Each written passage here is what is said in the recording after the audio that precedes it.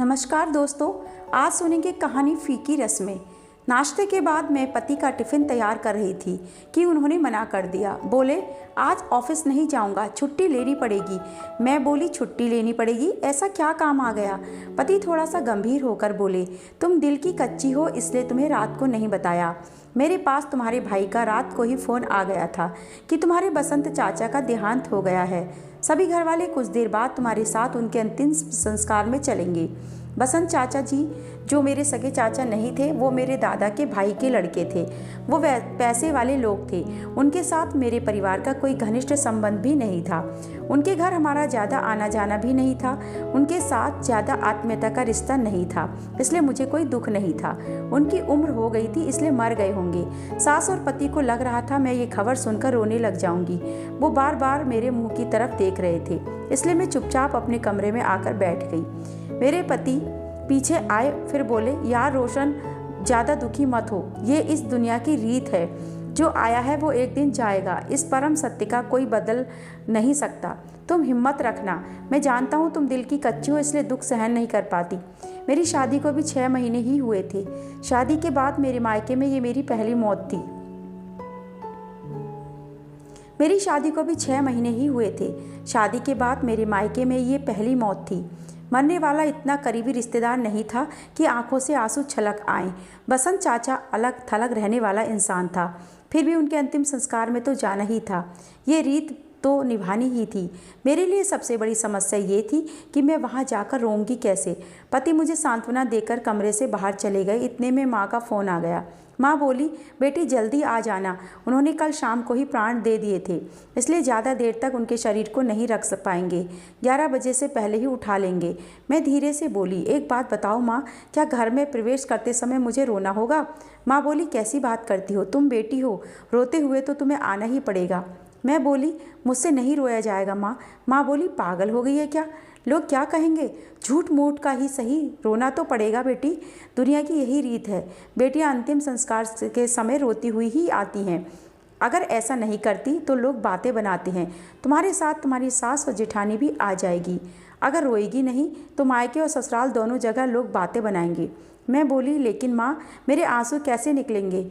बसंत चाचा से कौन सा नज़दीक का रिश्ता था हमारा? उन्होंने हमेशा हमारा बुरा ही सोचा था। मुसीबत में हमेशा दूसरों के साथ खड़े नजर आए थे। ऐसे इंसान के लिए आंसू कैसे निकालूंगी मैं? माँ बोली बेटा इंसान के गुजर जाने के बाद सारी शिकायतें खत्म हो जाती हैं। सब कुछ भूलकर समाज के रीति रिवाज निभाने पड़ते हैं।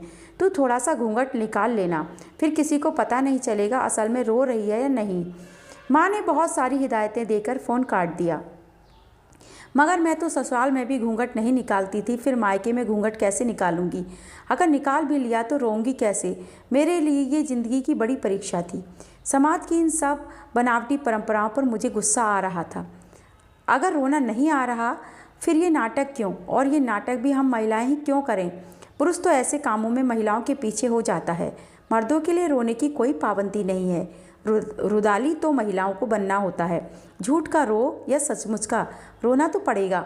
हमारे राजस्थान में कुछ समुदायों में आज भी रुदाली यानी कि पेशेवर रोने वाली बुलाई जाती हैं जो रोने का पैसा लेती हैं।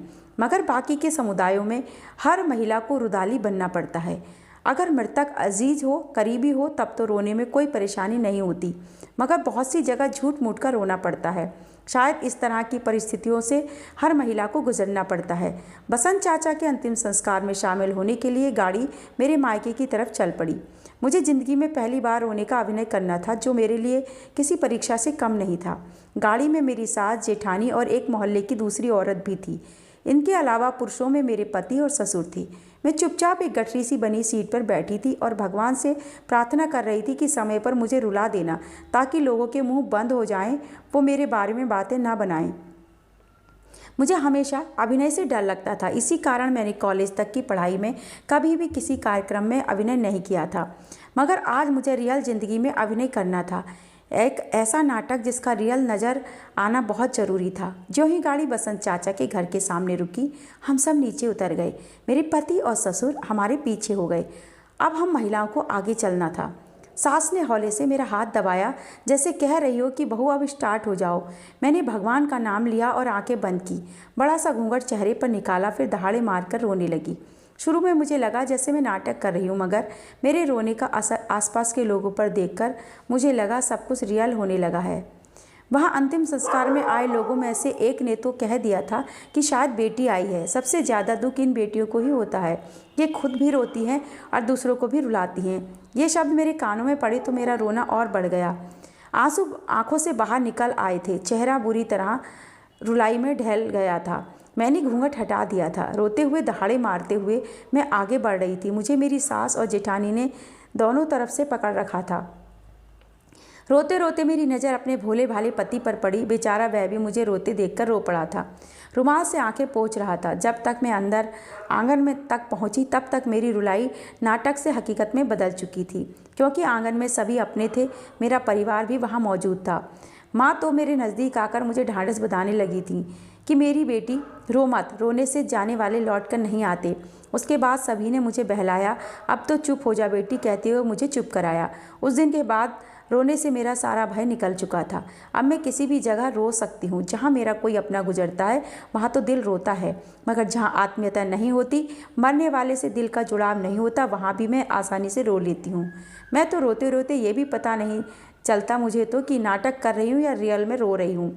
रोना औरतों के हिस्से में आया है, शायद इसलिए कि औरत का दिल कोमल होता है, और या फिर शायद रोते रोते औरत का दिल कालांतर में कोमल होता गया। कुछ तो दुखों ने रुलाया होगा, कुछ परंपराओं ने रुला दिया, और इस तरह हर औरत रुदाली बन गई, जिसे पुरुष रोने के लिए आगे कर देता है और खुद उसके पीछे हो जाता है। औरत माँ है, बेटी है, बहन है, गृहिणी है। उसके बहुत सारे रूप हैं। इन्हीं रूपों में एक रूप रुदाली का भी है। वह रस्मों को निभाने के लिए भी रोती है। उसी के रोने से ये रस्में चल रही हैं। जिस दिन औरत पुरुष की तरह कठोर हो जाएगी, उस दिन रस्में भी फीकी पड़ जाएंगी। दोस्तों, ये थी कहानी।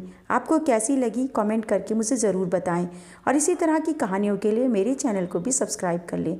वीडियो को लाइक और कमेंट करना बिल्कुल ना भूलें।